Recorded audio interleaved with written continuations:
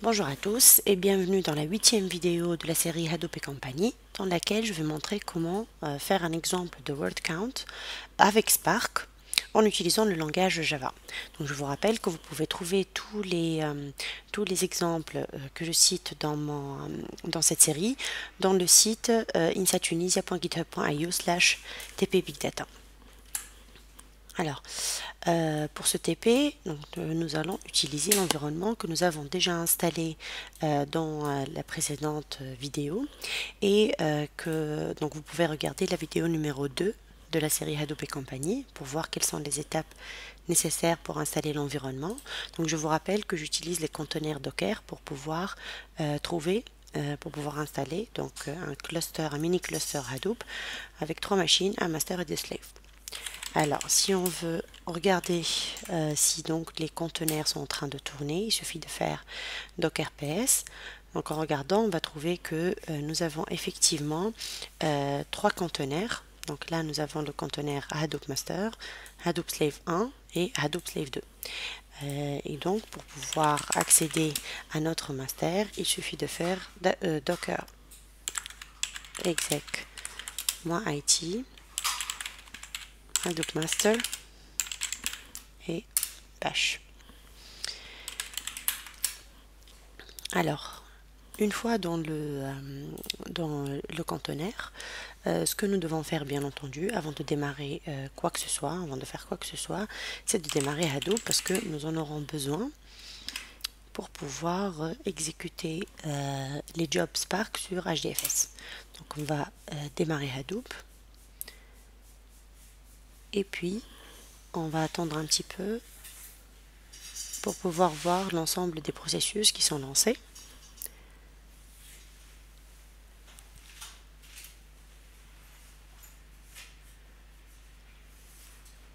Alors ce que nous allons utiliser dans ce TP, c'est l'IDE IntelliJ.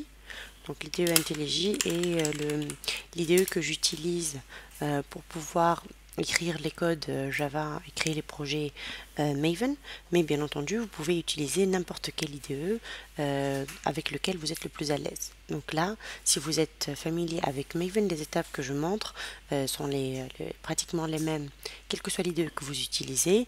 Il y a quelques petites choses qui changent, mais ce n'est pas très significatif. Alors, on peut juste vérifier que tous les processus sont lancés sur notre cluster en lançant JPS. Donc, on remarque ici, on a le name node, le secondary name node et le resource manager. Donc, comme d'habitude, on vérifie bien que Hadoop est bien installé. Alors, ce que nous allons faire maintenant, c'est de créer un nouveau projet. Donc, ça va être un projet de type Maven. Alors, nous pouvons en fait suivre l'ensemble des étapes de ce TP grâce donc au code qui se trouve ici, donc sur insightunisia.github.io/tpbigdata tp2. Donc il suffit d'aller dans le dp2 Apache Spark, et là pour cette vidéo nous sommes à ce niveau-là, Spark Batch en Java. Alors tout le code que je vais copier ici, vous pouvez le trouver directement dans le TP. Alors nous allons créer un nouveau projet avec comme groupe ID Spark Batch, comme artifact ID word count, et puis la version 1 simplement. Alors on vérifie bien que nous allons placer notre projet en bon endroit. Donc là j'ai créé pour ça un workspace, donc je vais créer un nouveau répertoire que je vais appeler Spark Batch. Et donc mon projet sera placé ici. Donc une fois le projet créé, donc nous pouvons regarder le fichier pom.xml qui va contenir l'ensemble des dépendances dont nous avons besoin. Donc pour cela, il suffit de copier les dépendances que vous allez trouver dans le TP. Donc là, les dépendances dont nous avons besoin, c'est principalement les dépendances liées à Spark.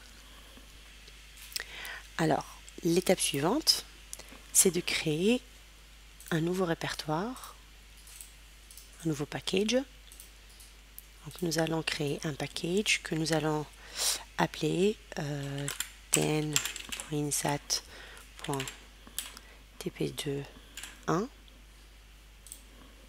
Et dans ce package-là, nous allons créer une nouvelle classe que nous allons appeler wordCount. Donc vous allez remarquer déjà que dans Spark, nous allons écrire beaucoup moins de choses que ce que nous avions écrit dans MapReduce. Donc grâce à Spark, on va gagner énormément en termes de verbosité, donc en termes de texte dont on a besoin pour exécuter à peu près la même chose. Alors, il y a une toute petite chose ici, c'est que j'ai appelé le fichier wordCount alors que la classe s'appelle wordCountTask. Donc il suffit soit de modifier le nom de la classe, soit de modifier le nom du fichier. Donc, je vais modifier le nom de fichier comme ça.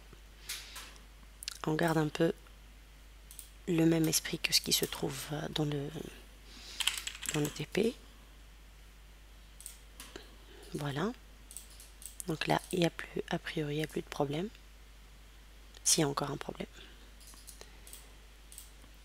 J'ai enlevé le point Java et du coup, il ne reconnaît plus ça comme étant une classe Java. Voilà. Donc là, on retrouve l'ensemble des imports et on retrouve notre classe wordCountTask. Donc si on veut comprendre ce que fait cette classe, donc cette classe va contenir deux fonctions, une fonction main et une fonction run. La fonction main va juste lancer le wordCountTask, donc la fonction run qui est définie ici, et elle vérifie avant que nous avons bien saisi deux arguments. Donc le premier c'est l'input file, donc le fichier contenant l'input, et le deuxième c'est l'output dir, donc c'est le répertoire où on va stocker les sorties. Alors dans la fonction run, ce que nous allons faire ici, c'est que nous allons d'abord créer un contexte Spark.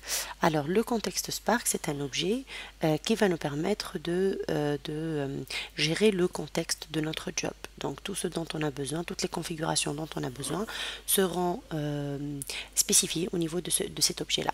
Donc là par exemple, ce que nous avons lui dire, c'est que j'aimerais que ce job-là s'exécute en local parce que nous avons saisi comme master la valeur locale. Donc le job pour l'instant, en première exécution, il va s'exécuter dans ma machine, dans cette machine-là, avant de l'exécuter plus tard sur HDFS. Donc comme on a déjà dit, il vaut mieux pour chaque type d'exemple qui ressemble à celui-ci, il vaut mieux toujours le tester en local pour voir si le code est bien écrit et s'il se comporte correctement. Alors, nous allons ensuite définir donc un Spark contexte grâce auquel nous allons commencer par exécuter créer nos RDD. Donc là, on va créer un premier RDD text file à partir du fichier input file path que je vais saisir en entrée. Ensuite, nous allons créer plusieurs autres RDD, donc l'un à la suite de l'autre, où on va faire le flat map, le map to pair et le use by key. Donc suite à cela, en fait, l'objectif c'est de compter le nombre de mots. Donc chaque mot, on va afficher le nombre d'occurrences de ce mot-là que nous allons stocker à la fin dans des fichiers qui se trouvent dans le répertoire output dir que nous allons spécifier plus tard. Alors, pour exécuter ce code et tester s'il fonctionne correctement, nous allons créer une nouvelle configuration. Et dans cette configuration, donc on va définir une configuration de type application, tout simplement parce que nous allons exécuter la fonction main en local. Donc nous devons la nommer, par exemple wordCountApp. Alors, on doit spécifier que notre classe de base qui va contenir la fonction run, c'est le wordCountTask. Et puis les arguments dont nous avons besoin ici, ça va être le nom du fichier en entrée. Donc pour cela, en fait, ce que nous allons faire, alors on va saisir les noms des fichiers. Alors on va mettre ici, là. Donc nous allons créer un fichier qui s'appelle loremipsum.txt qui va contenir le fameux texte loremipsum que tout le monde connaît. Et puis en premier, donc ça va être le fichier en entrée. Le répertoire en sortie, ça va être un nouveau répertoire out. Il faut faire attention à ce que le répertoire que nous devons citer ici ne doit pas déjà exister, parce que donc Spark va le créer tout seul.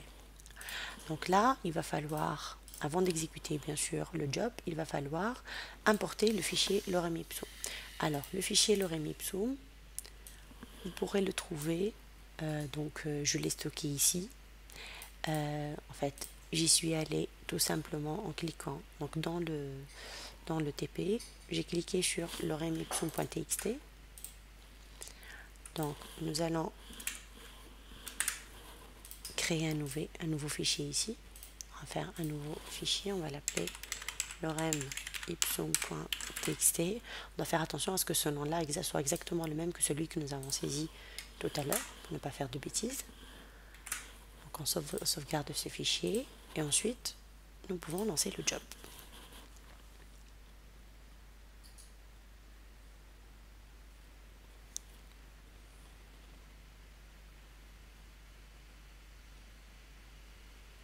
Alors, si tout se passe bien, nous allons remarquer qu'il y a un nouveau répertoire out qui va être créé. Donc ce répertoire, quand on l'ouvre, on va trouver un ensemble de fichiers. Donc ce qui nous intéresse, ce sont les deux fichiers part 0 et part 1. Donc si on les ouvre, on va trouver un ensemble de mots et devant chaque mot, on va trouver le nombre d'occurrences de ce mot-là. Donc ça a été divisé en deux parties. Chaque partie va contenir un ensemble de mots différents. Donc là, normalement, notre code s'exécute correctement. Donc si on veut vraiment voir si le calcul se fait correctement ou pas, il va falloir choisir un fichier un petit peu plus petit où on maîtrise les mots. On connaît bien les mots et on s'assure que le calcul est correct. Mais là, franchement, on est vraiment dans un calcul très simple, donc c'est pas extrêmement difficile. Cela dit, si vous avez des calculs complexes, il vaut toujours mieux tester sur un petit fichier pour voir si le calcul est correct déjà, si le traitement est correct. Ensuite, tester sur un gros volume pour voir les problèmes de performance